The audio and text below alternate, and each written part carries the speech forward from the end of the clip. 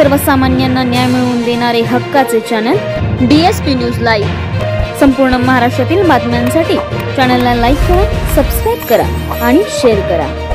Container चालकाने 25 ते 30 वाहनांना दिली धडक, पोलिसांच्या गाडीला पण उडवले। बातमीत आहे शिरूर तालुका प्रतिनिधी निखिल कोतवाल यांच्याकडून।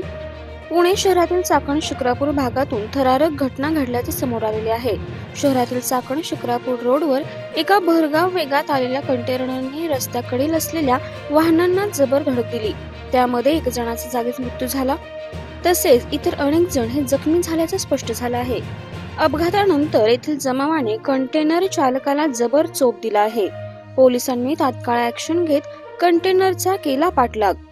अधिकची माहिती अशी की चाकणकडून शिक्रापूरच्या दिशेने कंटेनर वेगाने जात होता।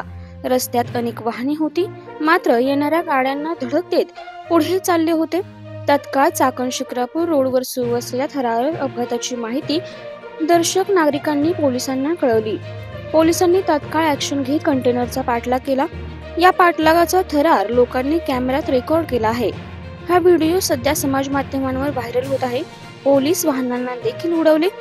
मिळालेल्या माहितीनुसार चाकण परिसरातील माणिक चौकात कंटेनर चालकाने 3 महिलांना उडवून पळून जाण्यासाठी भरधाव वेगाने चालवत होता। तेवढ्यात पोलीस आपला पाठलाग करत आहेत हे पाहून तो रस्त्यात येणाऱ्या गाड्यांना ठोकत कंटेनर जोरात पळवत होता। आडव्या आलेल्या पोलीस वाहनाला देखील त्यांनी उडवले। या कंटेनरने चाकण परिसरात एका मुलीला धडक दिली। यात तिचा पाय शरीरापासून तुटला आहे। या अपघातात 1 जणाचा मृत्यू झाला आहे, तर 10 ते 12 जण हे गंभीर जखमी आहेत। जखमींना तातडीने रुग्णालयात दाखल करण्यात आले आहे। या प्रकरणाचा पोलीस अधिक तपास करीत आहेत। कंटेनर चालकावर गुन्हा दाखल केला जात आहे।